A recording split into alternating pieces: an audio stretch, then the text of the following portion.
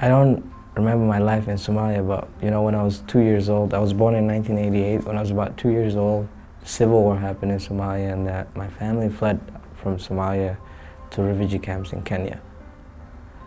So that's where I spent most of my life, in the refugee camps in Kenya. The refugee camps are a harsh place to live in, hot days, cold nights. If you're lucky, you get to eat once a day. It's basic survival every day. Well, my father came to America through sponsorship through one of his family members. So he came here in 1998, and then he sponsored us. I was 16 years old, and I was first resettled in New York, and then my dad moved us from there after 2 days, and we moved straight to Wilmer, Minnesota. And I've been here since 2004. I was registered at school right away, so I had to go to school. It was a big culture shock right away because everybody spoke different than me, everybody looked different than me, and there was about 5 other Somali kids, and they all grew up here at that time that went to school at the same time, so I was one of the first recent immigrants to this school, so it was very hard for me. Very hard to wake up in the morning and go to school because of that. I didn't want to go to school in the mornings.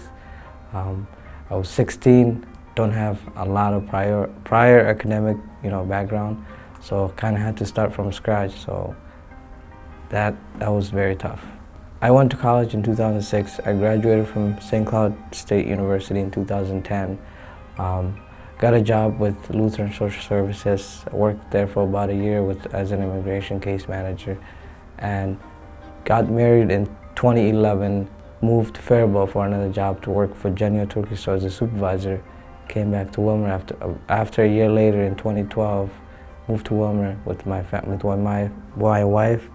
My first son was born at the end of 2011, and right now I'm a production superintendent for Genio Turkey Store in Melrose, about an hour away.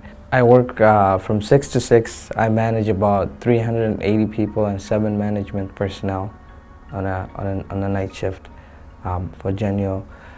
I work from 6 to 6, and I have an hour drive, so 2-hour drive, so long day for me. Everything I do is watched by other immigrants, other Somali kids. So every good thing I do is being watched. So first of all, I'm a good role model. I'm a good citizen as I participate, in a lot of different community aspects. Like, I'm a United Way board member.